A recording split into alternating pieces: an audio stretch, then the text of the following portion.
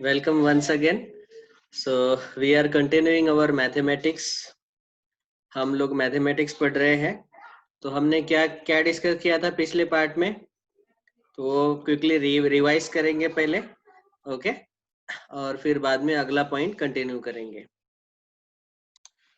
तो हमने पहला चैप्टर स्टार्ट किया था, chapter 1 angle and it's measurement. तो आपको जो हमने इंडेक्स दिखाया उसमें हमारा 11th स्टैंडर्ड का पहला चैप्टर है angle and measurement, angle and it's measurement. अभी इस चैप्टर में हमने शुरू में 10th स्टैंडर्ड के जो बेसिक्स थे वो पढ़ लिए. तो सबसे पहले हमने देखा एंगल का डेफिनेशन क्या रहता है. Angle is made up of two rays और उसका कुछ तो मेजरमेंट रहता है. तो एंगल को ये 3 पार्ट्स रहते हैं, वर्टेक्स, बाद में 2 रेज रहते हैं और एंगल का कुछ तो मेजरमेंट रहता है. जैसे यहाँ पे थीटा इक्वल टू 60 डिग्री. बाद में हमने डिस्कस किया टाइप्स ऑफ एंगल्स. तो ये सारे 7 टाइप के एंगल्स हमने देखे. तो सबसे पहला था एक्यूट एंगल. तो एक्यूट एंगल जो है उसका मेजरमेंट रहता है 0 डिग्री और 0 डिग्री से बड़ा और 90 डिग्री से छोटा. ओके 0 और 90 के बीच में अगर कोई भी एंगल का मेजरमेंट रहता है तो वो एक्यूट एंगल होगा. ऑब्टूस एंगल का मेजरमेंट 90 से बड़ा और 180 डिग्री से स्मॉलर रहेगा. राइट एंगल एग्जैक्टली 90 डिग्री रहता है, स्ट्रेट एंगल एग्जैक्टली 180 डिग्री रहता है और कंप्लीट एंगल एंगल का मेजरमेंट 360 डिग्री रहता है. रिफ्लेक्स एंगल का मेजरमेंट 180 से बड़ा और 360 से स्मॉलर और जीरो एंगल का एग्जैक्टली 0. इसके ये सारे डायग्राम भी हमने देखे. Acute angle 0 to 90, ऑब्टूस 90 to 180, right angle 90, straight angle 180, complete angle 360, reflex angle 180 से लार्जर और 360 से स्मॉलर और zero angle exactly 0 degree. Okay अभी हम 11th का जो पार्ट डिस्कस कर रहे हैं एंगल एंड मेजरमेंट, उसमें हमारा पहला टाइप है डायरेक्टेड एंगल्स. ठीक है, तो अभी हम डायरेक्टेड एंगल के बारे में पढ़ेंगे. देखो ये सारे पॉइंट्स हम डिस्कस कर रहे हैं 11th स्टैंडर्ड में. तो आज हम डायरेक्टेड एंगल के बारे में डिस्कस करेंगे. पहला पॉइंट है. दूसरा पॉइंट है angle of different measurements, units of measure of angle, length of arc of circle and area of sector of the circle. तो उसमें से हम पहला पॉइंट डिस्कस कर रहे हैं डायरेक्टेड एंगल. ठीक है, तो चलो अगला हेडिंग लिखो. अभी 11th का पार्ट शुरू हो रहा है. आई होप सब लोग नोट्स निकाल रहे हैं. तो नया नोटबुक ले लो, उसमें नोट्स निकालना कंपलसरी है ताकि आपको अच्छे से समझ में आ जाए. बाद में आप इसको रिवाइज भी कर सकते हैं. ठीक है, तो सबसे पहले अभी हम जो हमारा पहला पॉइंट है, ये चैप्टर जो है ये है पहला चैप्टर एंगल एंड मेजरमेंट. तो उसका पहला पॉइंट है 1.1 और वो जो पॉइंट है कौन सा पॉइंट है, डायरेक्टेड एंगल्स. तो यहाँ पे हेडिंग दे दो डायरेक्टेड एंगल्स या तो डायरेक्टेड एंगल. एक ही एंगल ले रहे हम इसीलिए इसका. तो ये है अगला हमारा 11th स्टैंडर्ड का पहला पॉइंट. अभी देखो जो हमने पिछले केस में डिस्कस किया वो सिर्फ एंगल था. अभी इसके पहले एक वर्ड आ गया डायरेक्टेड. तो इसका मतलब क्या है वो हम देखेंगे अभी. तो सबसे पहले हम क्या करेंगे, डायरेक्टेड एंगल का डेफिनेशन पढ़ेंगे. ठीक है, what is the definition of directed angle वो हम पढ़ेंगे. सो सबसे पहले ए हेडिंग लिखो definition. What is the definition of directed angle. तो डायरेक्टेड एंगल का जो डेफिनेशन है वो हमारे बुक में ऐसे दिया है, हम पढ़ लेंगे उसको. देखो कैसे दिया है. यहाँ पे दिया है definition. The ordered pair of the rays OA, OB together with the rotation of ray OA to the position of the ray OB is called the directed angle AOB. अभी इस डेफिनेशन से मुझे तो कुछ नहीं समझ में आया, तो हम क्या करेंगे, इसको पहले पार्ट में डिवाइड करेंगे. तो डेफिनेशन में मैं क्या लिख के दे रहा हूँ वो अच्छे से आपको सुनना है. सी वो तो बुक का डेफिनेशन, लेकिन अभी हम उसको अलग तरीके से लिखेंगे. डायरेक्टेड एंगल, डायरेक्टेड एंगल को ऐसा लिखेंगे डायरेक्टेड एंगल हैज 5 पार्ट्स। कितने पार्ट्स रहते हैं? 5 पार्ट्स। नंबर 1 पहला पार्ट, तो पहला पार्ट रहेगा इसका इनिशियल रे। Initial ray, okay. अभी ये क्या है इनिशियल रे? तो इसको मैं यहाँ पे डायग्राम भी ड्रॉ करके बता रहा हूँ साइड बाय साइड, साथ साथ डायग्राम भी ड्रॉ करेंगे। तो अभी हम एक रे ड्रॉ कर रहे हैं। रे सबको पता है, रे का मतलब क्या है? स्ट्रेट लाइन दोनों डायरेक्शन में बढ़ता है, रे एक ही डायरेक्शन में ऐसे बढ़ता है और यहाँ एक स्टॉप होता है। तो एक ये जो पॉइंट है इसको हम ओ बोलेंगे और इसको मैं नाम दूंगा इस रे को ray O A. This is called as initial ray, okay. तो यहाँ इनिशियल रे जो है वो है रे ओ ए, और इसको सिंबॉलिकली आप ऐसा भी डिनोट कर सकते हैं रे ओ ए को, ओ ए के सर के ऊपर ऐसा एरो, इसका मतलब है रे ओ ए। रे सबको पता है ना, मराठी में इसको बोलते हैं किरण, ओके, किरण ओ ए। अभी ये हुआ इनिशियल रे, क्योंकि यहाँ से हम स्टार्ट कर रहे हैं। क्या स्टार्ट कर रहे हैं? इस एंगल का रोटेशन स्टार्ट कर रहे हैं। तो अभी इस रे ओए को हम रोटेट कर रहे हैं, या तो ऐसा क्लॉकवाइज रोटेट कर सकते हैं, एंटी क्लॉकवाइज रोटेट कर सकते हैं, या तो इसको क्लॉकवाइज रोटेट कर सकते हैं। तो अभी मैं लिखूंगा सेकंड, इनिशियल रे बोला।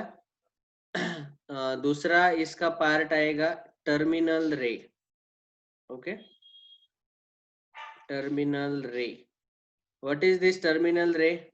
तो टर्मिनल रे हम ले रहे रे ओ बी, मतलब इसको आप ऐसा भी डिनोट कर सकते हैं रे ओ बी। तो ओ पॉइंट से ही हो रहा है रे स्टार्ट और ओ बी रे।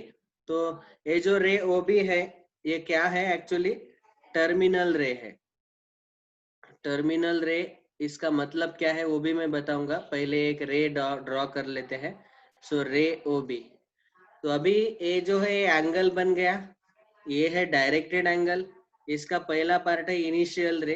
तो इनिशियल रे हम ओ ए लेंगे, वहां से रोटेशन स्टार्ट करेंगे एंगल का, और यहाँ रोटेशन स्टार्ट करने के बाद यहाँ पे हम रोटेशन स्टॉप करेंगे। तो ये जो है एरो जो दिखा रहा है ये क्या कर रहा है? ये बोल रहा है कि हमने रोटेशन, एंगल का रोटेशन ओ ए रे से स्टार्ट किया, इसीलिए रे ओ ए को हमने इनिशियल रे बोला। क्यों इनिशियल रे बोला? क्योंकि इनिशियल मतलब स्टार्ट कर रहे हैं, यहाँ से इनिशिएट कर रहे हैं, और टर्मिनल रे मतलब यहाँ पे स्टॉप हो रहा है रोटेशन। तो रे ओ बी, यहाँ पे एंगल का रोटेशन स्टॉप हो गया। समझ में आया? तो ये है उसका दूसरा पार्ट। बाद में इसका तीसरा पार्ट है, इन दोनों का जो कॉमन पॉइंट है ना ये, वो उसको हम क्या बोलते हैं? वर्टेक्स। सो वर्टेक्स, वर्टेक्स कौन सा है? Point O. Point O is the vertex of this angle AOB, directed angle AOB। बाद में चौथा पार्ट है इसका, इसका चौथा पार्ट है direction of rotation. Direction of rotation, इसका मतलब क्या है? देखो इस एंगल AOB में हमने OA इनिशियल रे लिया और OB टर्मिनल रे लिया, और OA को ऐसे रोटेट किया OB तक। और ये जो रोटेशन है ये आपको सब लोगों को पता है, दो डायरेक्शन कौन कौन से रहते हैं? क्लॉक आपको पता है ना, क्लॉक। तो क्लॉक के डायरेक्शन में अगर ऐसा रहता है तो इसको हम बोलते हैं, ये जो डायरेक्शन है ये है क्लॉकवाइज, ओके। और ये इसके अपोजिट डायरेक्शन में अगर हमने रोटेशन लिया तो इसको बोलते हैं हम एंटी क्लॉकवाइज, ठीक है।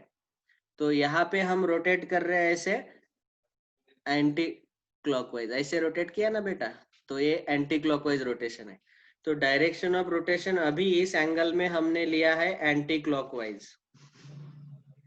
चाहे तो आप इसी रे ओए को आप क्लॉकवाइज भी रोटेट कर सकते थे, मतलब उसका मैं एक दूसरा डायग्राम ड्रॉ करके बताता हूँ।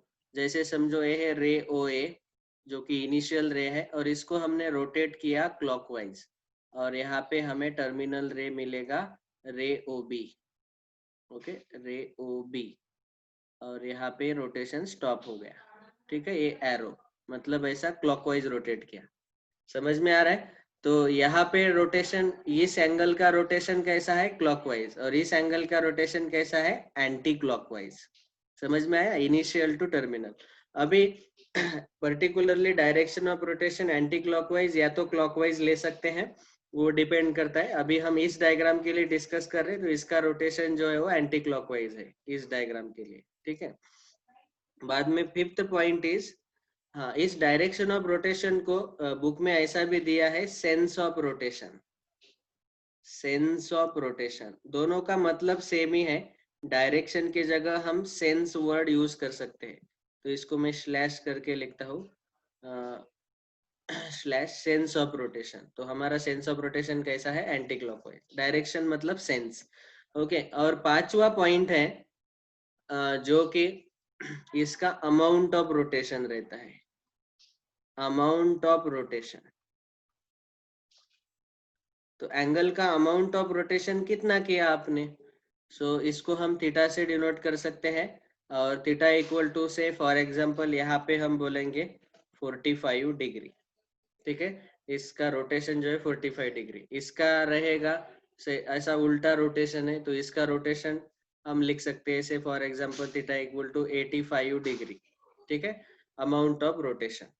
तो यहाँ पे अभी फिलहाल हम इस एंगल के लिए डिस्कस कर रहे हैं, तो इसीलिए ए है हमारा थीटा इक्वल टू 45 डिग्री, ठीक है। तो ये रहते हैं डायरेक्टेड एंगल के 5 पार्ट। समझ में आए सबको? पहला क्या था? इनिशियल रे, जहां से रोटेशन स्टार्ट हुआ एंगल का, ओके। बाद में टर्मिनल रे ओ बी, जहां पे रोटेशन स्टॉप हुआ। वर्टेक्स, इन दोनों रे का जो कॉमन पॉइंट है उसको बोलते हैं वर्टेक्स, यहाँ पे पॉइंट वो वर्टेक्स है। डायरेक्शन ऑफ रोटेशन या तो क्लॉकवाइज रह सकता है या तो एंटी क्लॉकवाइज रह सकता है। अमाउंट ऑफ रोटेशन, कितना रोटेट किया आपने? यहाँ पे 45 डिग्री रोटेट किया, ठीक है।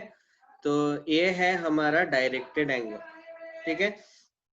तो इसके ये 5 पार्ट रहते हैं। सबको समझ में आया?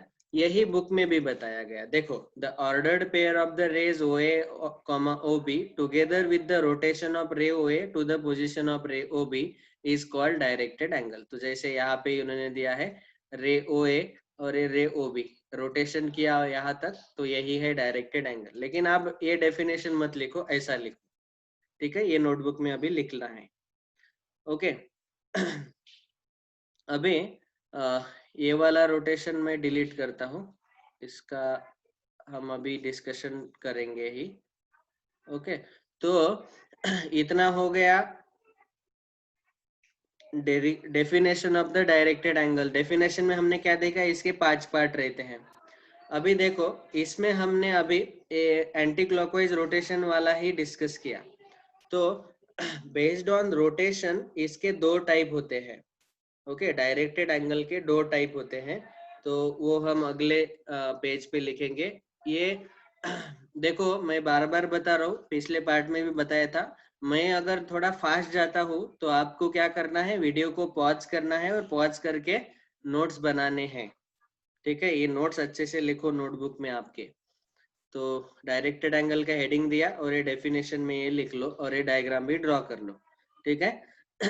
ये नोट्स अच्छे से निकालना है। किसी को अगर डाउट है तो आप बाद में पूछ लेना, लेकिन अभी फिलहाल अभी हम डिस्कशन कर रहे हैं, इसमें जरूर कोई डाउट नहीं रहेगा, आई एम वेरी श्योर। और मैं अगर कभी कभी फास्ट चला जाता हूँ आगे, तो नोट्स निकालते वक्त आप क्या करो? वीडियो को पॉज करो और पहले नोट्स कंप्लीट करो और बाद में अगला अगला पार्ट लिखो, ठीक है। तो चलो, तो ये हुआ डायरेक्टेड एंगल का डेफिनेशन। अभी अगला हेडिंग में लिख रहा हूँ, डायरेक्टेड एंगल के 2 टाइप आते हैं, main type, based on the direction of rotation. So अभी मैं लिख रहा हूँ based on direction of rotation, based on direction of rotation,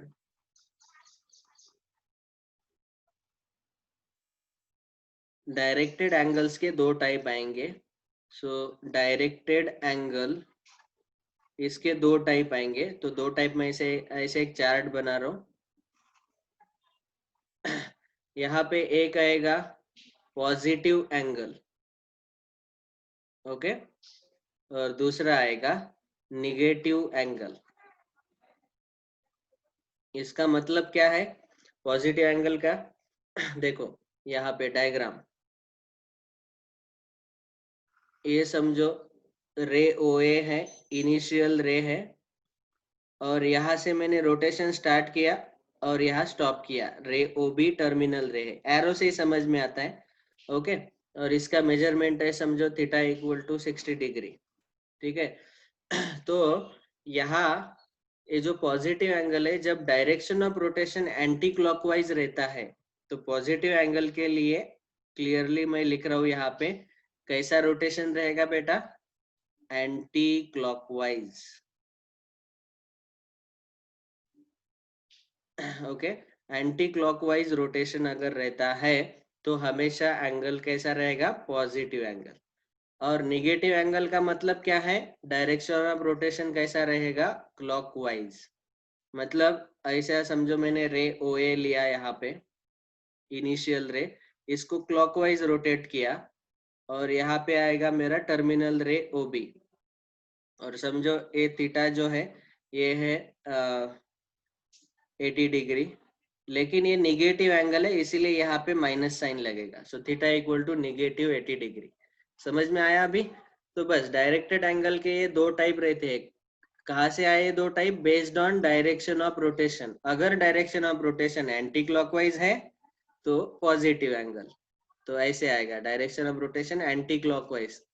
okay, और क्लॉकवाइज रोटेशन अगर आता है तो direction of rotation is negative angle. तो इसीलिए ये पॉजिटिव 60 डिग्री लिखा हमने। पॉजिटिव साइन हम कभी लिखते नहीं, लेकिन निगेटिव साइन हमने यहाँ पे लिखा।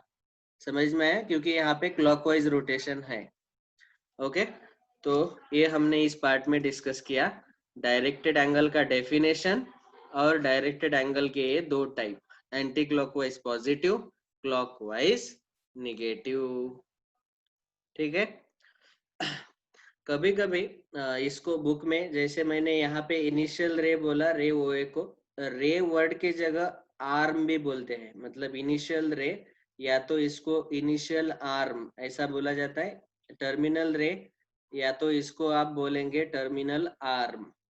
ठीक है, तो यहाँ पे OA जो है this is initial arm, and OB जो है this is terminal arm. Terminal arm, okay, initial arm, terminal arm. ये O जो है ये है वर्टेक्स। ठीक है, ये direction of rotation anti clockwise, और ये है अमाउंट ऑफ रोटेशन, कितना रोटेट किया। तो ये हुआ डायरेक्टेड एंगल। लिख लो अच्छे से, हम अगला पार्ट डिस्कस करेंगे डायरेक्टेड एंगल के टाइप्स।